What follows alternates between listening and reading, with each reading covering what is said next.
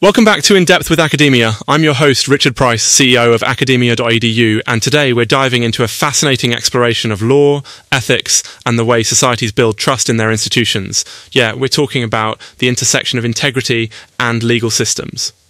The focus of our discussion is a paper by the Ukrainian legal scholar Vyacheslav Bigun, or Vyacheslav Bihun, if you prefer the anglicised version. Now, just so you know, I'm here to present the ideas and insights from the paper neutrally, not to endorse or criticise.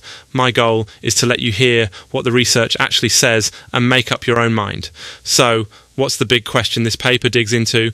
Imagine you're relying on a judge to be fair, not corrupt, truly acting in the public's best interest. Integrity isn't just a warm, fuzzy feeling, it's the bedrock of legal trust. If you want governments to work for the people, you want the folks in power to be actually decent, right? Especially after big political upheavals like Ukraine's revolution, there's this urgent question: how do you move from vague ethical ideals to concrete rules that can steer real-life behavior? Here's where the paper gets really interesting. Bihun argues that Ukraine's approach to integrity in the legal arena has shifted from the old "let's hope people act morally" strategy to a much more formal legalistic game plan. Basically, he says, we're seeing what he calls the legalization of ethics, or juridification of integrity. You hear terms like that and maybe you tilt your head a bit. So what does that mean for everyday folks, or for you and me? Well, imagine a world where ethical standards are no longer just abstract hopes written in a dusty philosophy book.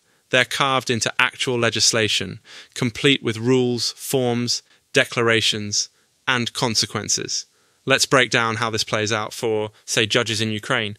There's been a wave of reform since 2016. Yeah, a lot of this is recent, requiring judges to submit annual declarations of integrity. These aren't just bland checklists. According to the new laws, judges have to pretty much open up their lives, disclose their incomes, their family ties, and answer a pretty detailed set of questions about whether their lifestyle, spending, and actions line up with what's considered honest. There are even checks to see if their assets and those of their families match up with their official income. And if any info turns out to be untruthful, there are real legal consequences. Bihun gives a rundown of how these declarations have expanded over time, going from a handful of criteria to, wow, over 20 separate requirements in some forms. That's not just don't be corrupt, it's don't spend more than you make, don't intervene in other judges' work, don't let your relatives do anything suspicious with money. The net is definitely very wide. The paper even highlights that this system isn't only for current judges, but also anyone hoping to become one. Now, why should someone listening right now care? Maybe you aren't a Ukrainian judge, but the big idea is about how societies try to guarantee the character of their officials, not just relying on tradition or trust, but by baking these expectations into law. And the question becomes, does legislating ethics actually uplift integrity, or does it just create more paperwork, more bureaucracy, maybe even new ways to game the system? Bihun doesn't really take a side. Again, I'm not endorsing anything here, but the paper kind of forces you to wonder about the strengths and weaknesses of transforming values into rules. Quick side note. When I was reading about all these required declarations, I started thinking about how, whenever I fill out forms for, like, insurance or taxes, there's this brief moment of panic. Is my info totally accurate? What if I make a mistake? I mean, not that I'm hiding anything, but the more steps there are, the more you worry. There's always a trade-off between transparency and, well, stress, if you know what I mean. Okay, just a thought. I'll get back on track. So, back to the analysis. Bihun identifies that the system depends on certain legal presumptions. For example, unless proven otherwise, the information you provide in your declaration is taken as true.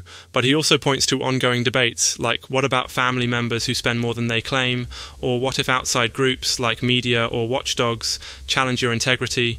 How do you prove your honesty beyond just ticking some boxes? Real life is messy, and the legal regime has to wrestle with those grey areas.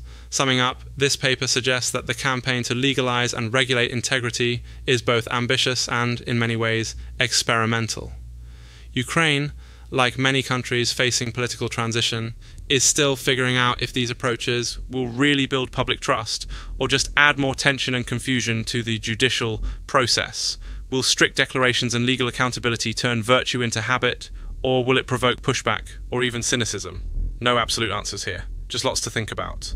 So, what does this mean for you? Whether you're a citizen, a policymaker, or just curious, the broader lesson is that legal reform can't guarantee honesty, but it shapes the environment where trust and skepticism live side by side.